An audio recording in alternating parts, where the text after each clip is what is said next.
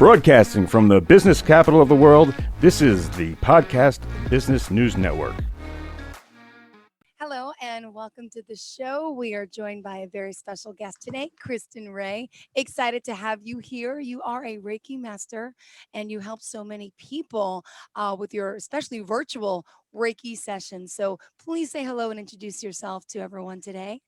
Hi, I'm Kristen, and I'm a Reiki master practitioner. I teach and also give sessions. I'm in Chicago, so in person hopefully will start soon, but all virtual these days on Zoom. And I really enjoy helping people out. Great. And for those new to Reiki itself, would you mind just explaining the type of energy healing modality that it is? Yeah, it's basically Reiki is the word.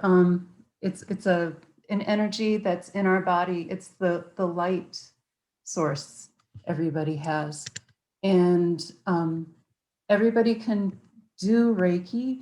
It's just that when you practice it and are initiated into it, you can do it better. Okay. And it's practice.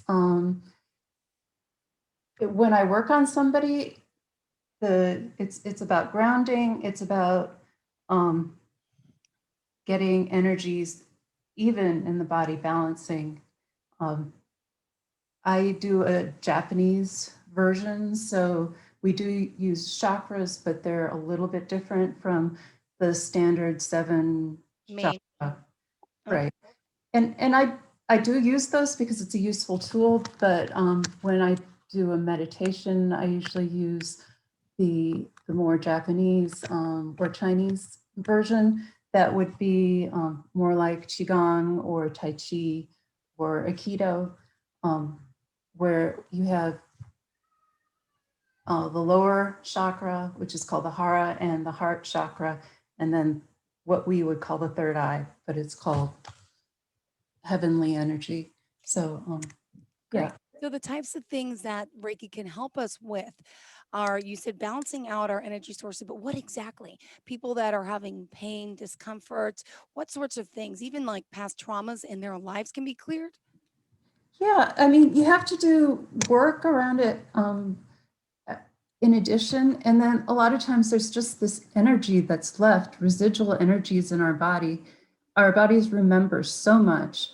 And the Reiki can help move that out and regularize the energy flow in your body. I've had clients come to me and say, I've gone to the therapist, we've worked on this problem, this trauma for a long time, and it's just not quite clear. In my head, intellectually, it's okay, but somehow in my body, it's not. And so we do the work and clear it. That is amazing. So, for example, if we were doing a session like this, you do it virtually with Zoom on a phone call, or how can it be done? The answer is yes. And yeah, if you want to do it face to face like this, I'm all for it. There's not a lot going on. I tend to move my hands a lot and mentally send energy. But people like to see. Okay. So yeah, I'm all for it. I can record it. We can send the recordings. They tend to be as effective as a recording. We can do it over the phone.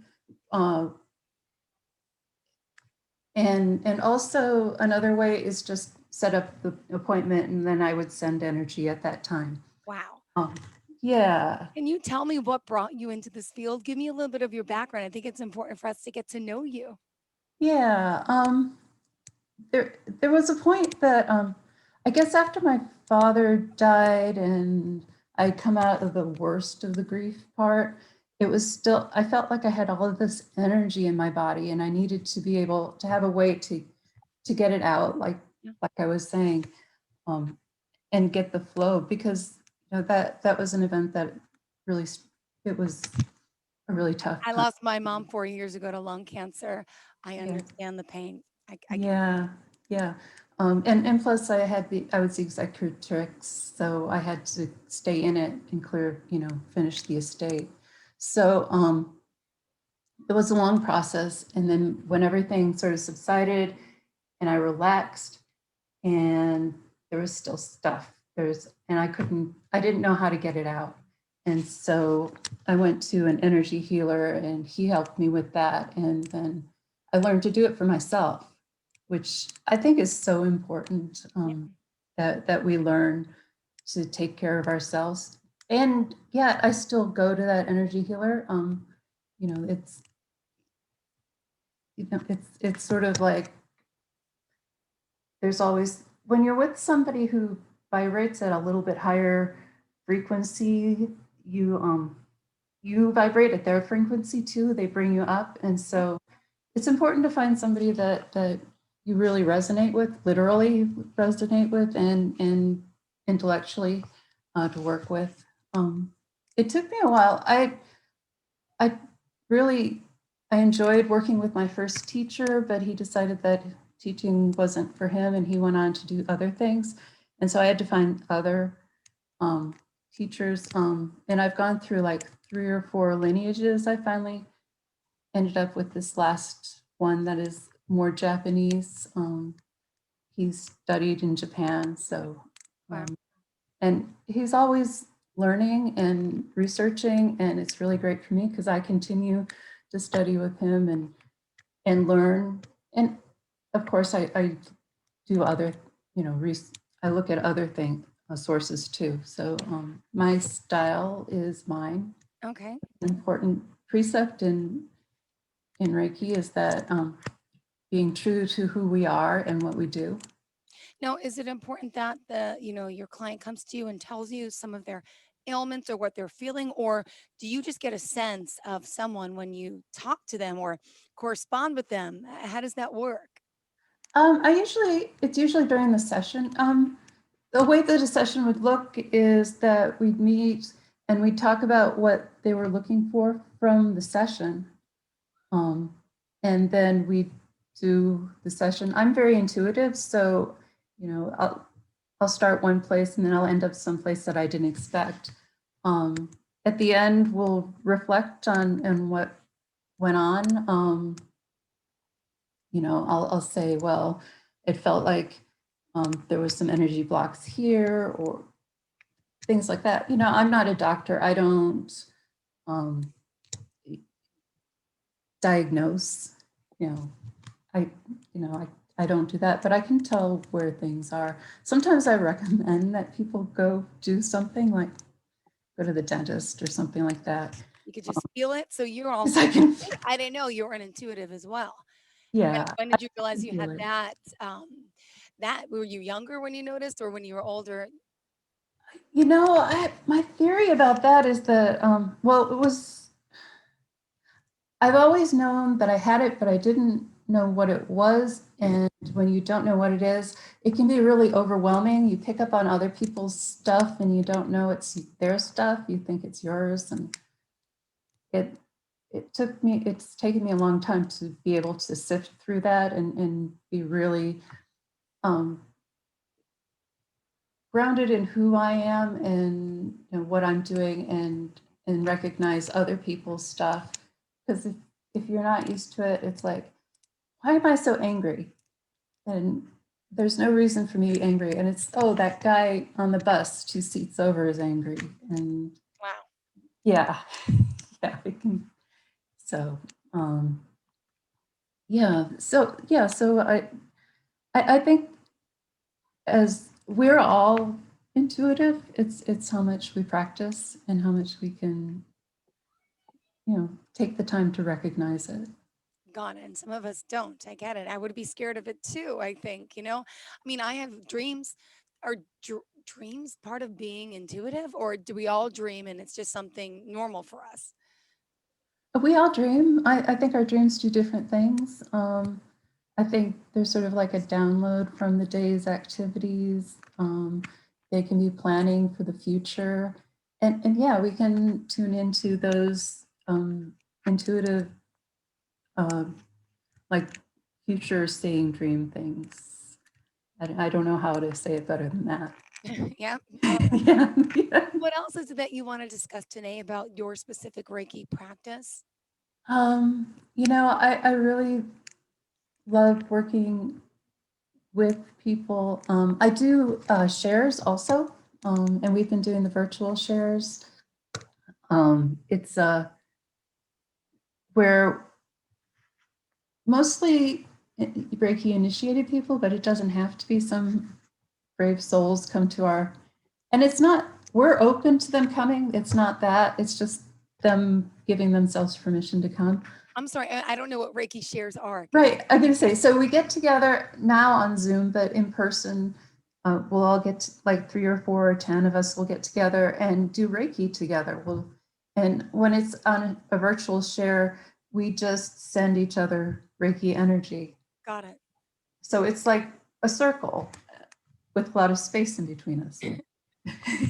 Can you give Reiki to yourself? Is that how you helped heal yourself, or?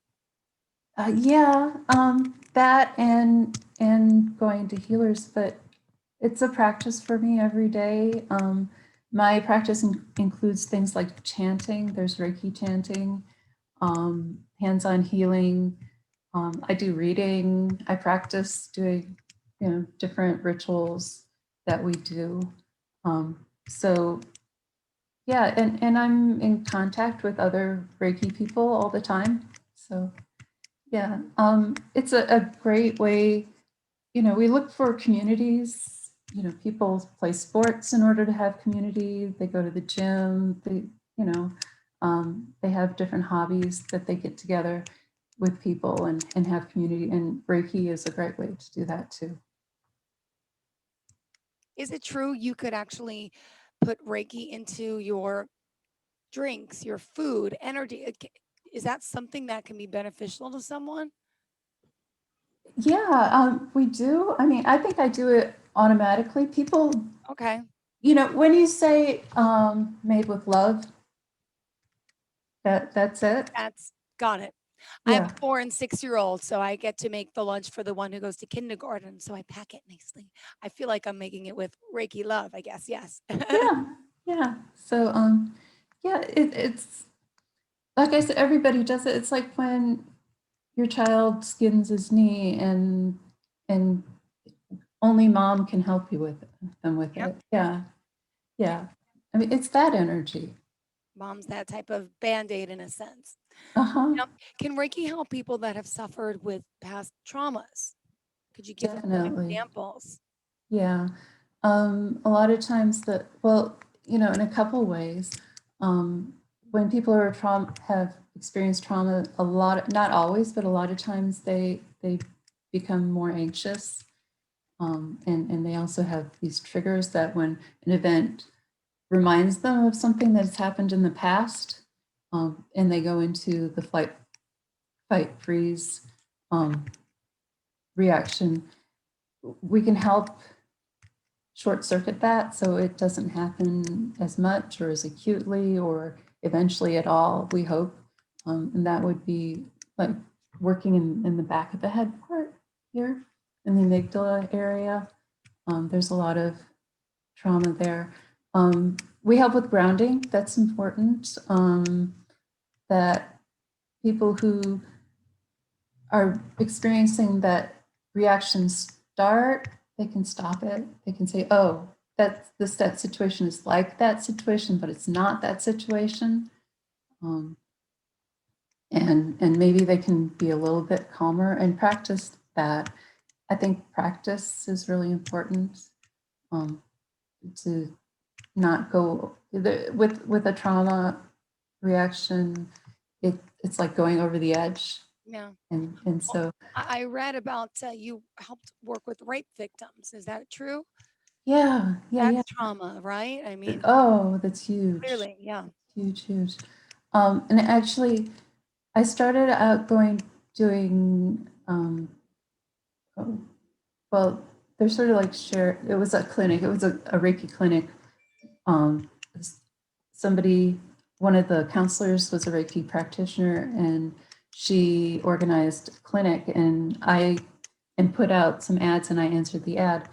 I didn't know what I was getting into when I went, but I saw like 3 or 4 when they happen to be women, but they're not always women in recovery from the trauma. And I just saw how well they were doing and how much the counseling and all the work they were doing were helping them readjust to life. And I said, I wanted to be involved with that particular organization. I thought the work they were doing was really amazing. And so I decided to volunteer. So I'm a medical advocate. I go to hospital and sit with the survivors as they get their examinations and help them navigate that initial experience. For me, it's like the start of healing. It can, without advocates there, there's that the nurses don't always know what to do. There's, they have to deal with police. So there's always that chance that they would be more traumatized again about fear, it. the anxiety of all that, for sure. Yeah, and so I felt like I had the capacity to be able to do that work and sit with them, and so I do that. And can I ask you this? I've heard of Mhm, people that you probably can't say this word. I can. People that have been cured from, disease like cancer. mhm. This is what I've heard. How is that possible? Can you explain what the Reiki does to someone who maybe has a cancer cell or has some type of degenerative disease, and all of a sudden, miraculously, it's gone, or they're just that much better? Well, I could tell you my theory of it, but from what I understand, our bodies remodel themselves all the time, and we get into the habit of and identify with an illness, a chronic, um, a chronic something that's chronic, and somehow hold on to it. And it's not always going to work, but there's a way that the Reiki can help move the energies and make it so the body can remodel itself in the right way. That's part of my theory personally.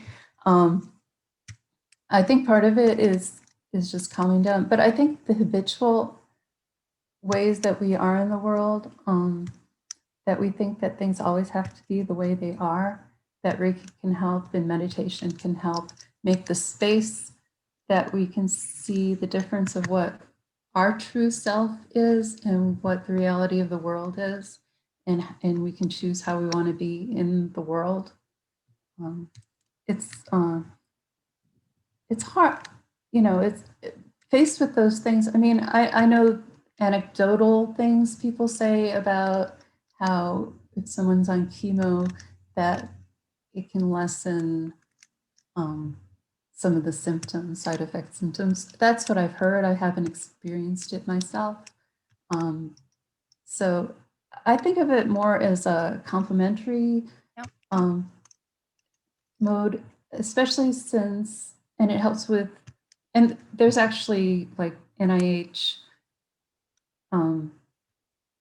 where they've done, if you look there, they've got all these scientific experiments about how pain is reduced and how they give less opioids, and how people just have a better outlook on life.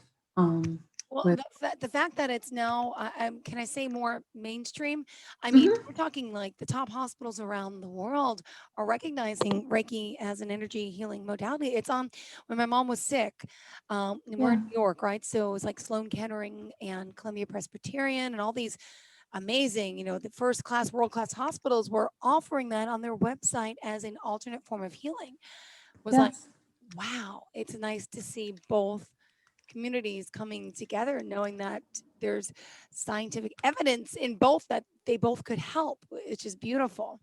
Yeah, that's really the only way that we can get it into the hospitals is by having the scientific evidence. Yeah. We can't say, well, we think it can do this. They, And if you read it, they say, well, it doesn't cure the pain completely, but it makes it so people are more comfortable. I think also just having human contact helps a lot. Yeah. Mm-hmm. Having somebody in that antiseptic space. I mean, the nurses are great.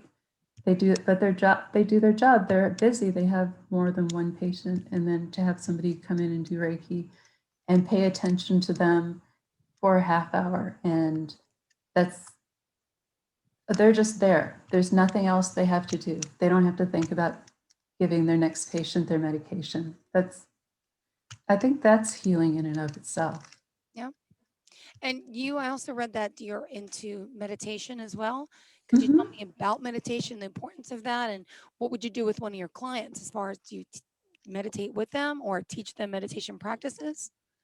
For me, Reiki and meditation are, they're connected. Interchangeable or they're the same thing? Kind of? No, they're not really the same thing. It's like if you do mindfulness meditation, like John Kabat-Zinn's techniques, um, you're just relaxing the mind and not focusing on anything. The thoughts come in, the thoughts go out, and you're in the emptiness in between place. And that's very calming. And and then there's guided meditations where you can concentrate on different parts of your body and relax those specifically. That's really helpful. With the Reiki, there's both leaving the energy, the thoughts are calmed as much as possible, and also you're thinking about how the energy is flowing through your body in specific ways. So when I was talking about the energy center, the hara is the lower one. That's where in between the root chakra and the sacral chakra, and we breathe into that and then let the energy go out of our body. That is one of the techniques that we use. That's a very simple one. And for me, it's very effective. I feel like it sort of cleans out the pipes, so to speak. Got it. It helps with the energy flow a lot. So yeah, we would meditate together, and I would do some direction and how to think about how they're directing the energy. But my meditation, I've been meditating since like 2009, I think, officially, and it's been really important in my life. Yeah, it's sort of, it's made it so that it's helped me with my intuitive, Ability. Mm-hmm. yeah, because it really, so far as realizing that the separation between me and another person, it's separation of me and like this body, that there's a space in there someplace that's calm and outside of the thoughts and turmoil of our regular life. Got and, it.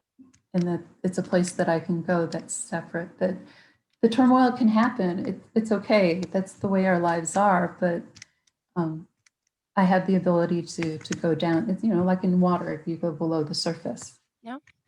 Yeah. Now, how could our viewers and listeners here get in touch with you today? Would you mind sharing? The simplest is the email address that I have. It's kaw.reiki@yahoo.com. And I do have a phone number that people could call if they wanted to and leave a message. Let's see, it's 872-221-0576. One more And time. excuse me? One more time. Repeat it. Oh, yeah. 872-221-0576.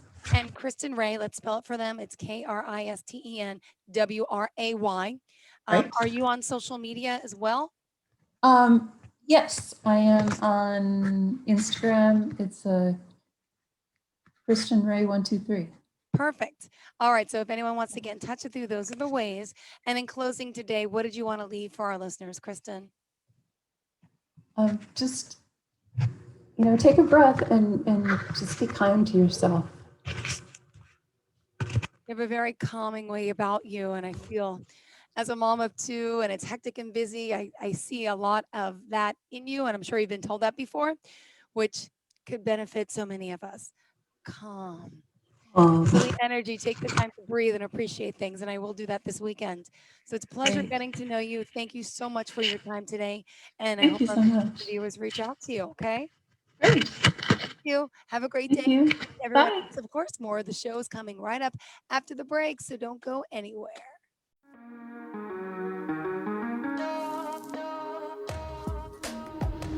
Broadcasting from the business capital of the world, this is the Podcast Business News Network.